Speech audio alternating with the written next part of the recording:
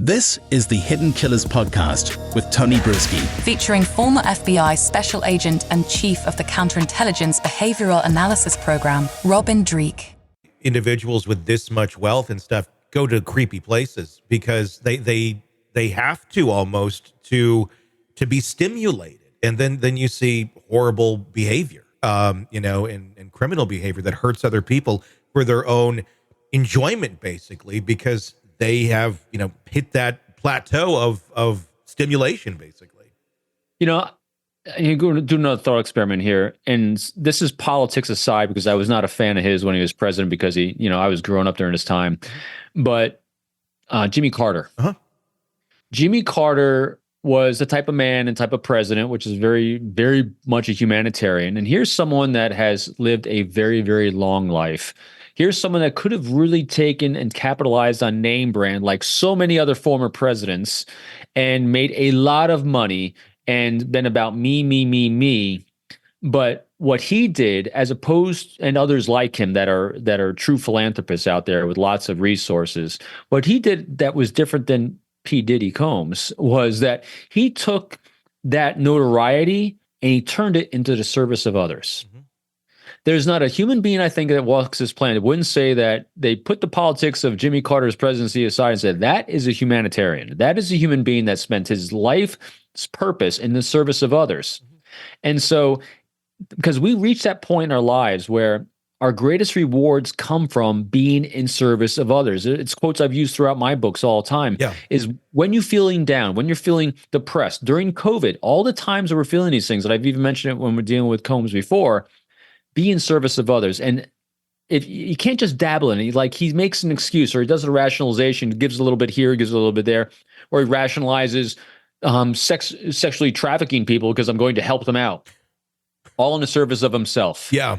If he had, think about this. If he'd taken his wealth and taken that energy and truly was in the service of others, none of this would have happened because his brain would have been so rewarded by being in that service of others. So that's how we stay on the righteous path. Yeah. And talk about someone who certainly had the resources to have gone down that path, but chose what a shame. to. Let's talk about some of his friends, because this is certainly a big piece of discussion with the Diddy case. There's a lot of people that were pretty tight with him, very tight with him. Big names, Jay-Z and Justin Bieber. There's several others. And I'm not saying that they had anything to do with the freak offs or his trafficking or whatever, but they might have some knowledge as to what was going on. Typically, if you're tight with somebody, you kind of have some idea what's going on behind the scenes. What I've noticed thus far, at least as of our recording here, which is about 3 days after the arrest, silence, radio silence from so many people, including those people that I just named there. When we see other celebrities get busted or somebody big going down for horrible things that we were shocked by, like Weinstein or whatever it may be, we see a lot of people speak out in solidarity with, bad person. Let's prosecute this. Not this case. A lot of quietness, and that makes me raise an eyebrow. What do you read into that? I think that's why he wasn't granted parole. You hit it on the head there. There's a few reasons why you go silent. One is because, as Ryan Holiday says in Discipline is Destiny, it's the reason why the Queen, of England, Queen Elizabeth, when she's still alive, silence was her mantra. She wasn't allowed to influence politics. And so being silent requires a lot of discipline. And so when you're being assaulted, from the social media or whatever it is, silence is usually the best way to go because things die down unless you throw fuel on the fire and let it burn. And our words throw fuel on fire. So a lot of times we be silent for letting things blow over. It's extremely effective, but it requires discipline because we have to suspend our ego in which to do that. In this case, however, though, I think some are doing it for that reason, but I think others are doing it for the reasons why the judge did not grant parole, because they don't know, still, no one knows how far and wide his tendrils reach. Epstein is one thing, but Diddy, that is a whole different stratospheric level of influence in the world, I think. Yeah. And when you don't know and you don't feel, think about this, our laws of human nature say when we don't feel safe, we hunker down. Mm-hmm. People still are not feeling safe, and he's behind bars. That says a lot. It's why he doesn't have parole.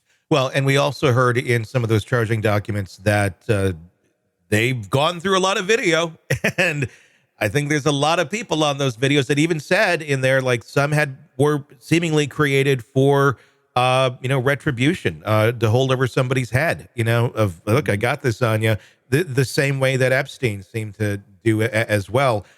So I'm thinking there's probably a lot of people who are a little bit scared right now as to what may come out for some past bad decisions. Bad decisions, putting it lightly. Yeah, and shame. Yeah. Shame is a powerful motivator for people, whether it's being used against you or you feel it internally. If they have shame for their behavior, it hunkers you down as well, and because you're ashamed of yourself, you're ashamed of the behavior that you have, and then you're feared of being caught in shame. It's a web that people have woven, and it's a tragedy. Were you at all surprised that there wasn't like a mass arrest going on here? Now, we had speculated on that when he goes down, we were saying there'll probably be others taken down at the same time. We have not seen that yet in this case. Are they the feds sitting there going, okay, let's take down the big one. Let's, drop the rock in the pond and let the ripples go, and then just kind of see how everyone reacts to those ripples? Yeah, and I thought, like you did, when we talked about before, I thought there'd be a massive at the same time, but what is most likely happening now is, hey, you take out the fear factor by putting him behind bars, no parole. Mm-hmm.